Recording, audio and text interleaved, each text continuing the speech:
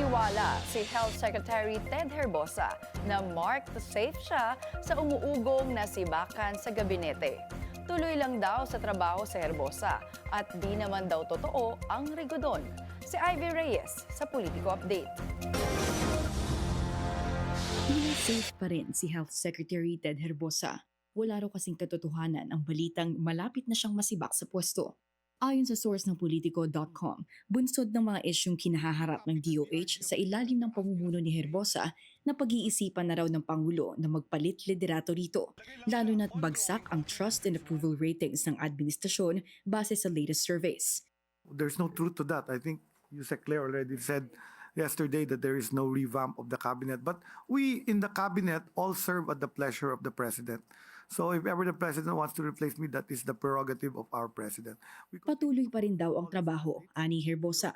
Bago matapos ang 2025, muling uminit ang DOH kasunod ng isang anonymous complaint sa Office of the Ombudsman dahil sa umano'y paggamit ni Herbosa, DOH Assistant Secretary Albert Domingo, at former journalist and now DOH Director Tina Barasigan sa 98 million peso radio program ng ahensya. Sa panayam ng Alliance of Health Workers sa Billionaire News Channel, pampapogi points daw ang ginawa ni Herbosa sa radio show. Talagang ang mangyari doon, lahat ng issue, lahat ng information ay maayon sa kagustuhan mo, naayon sa kamaganda o bilang isang DOH secretary.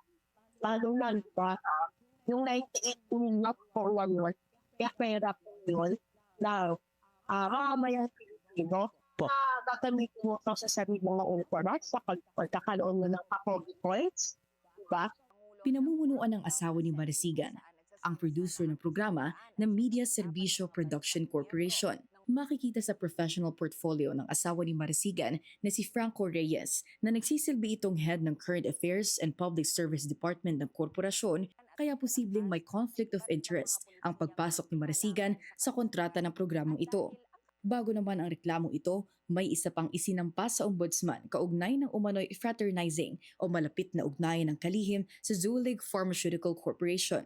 Sa reklamong ito, concern ng complainants ang umano'y maaaring epekto ng relasyon ni Herbosa sa kumpanya sa impartiality ng mga bidding ng DOH. Disyembre ito inihain sa ombudsman at nang tanungin ang palasyo noon, kumpiyansa pa naman daw si PBBM kay Herbosa. Ivy Reyes, Billionaire News Channel.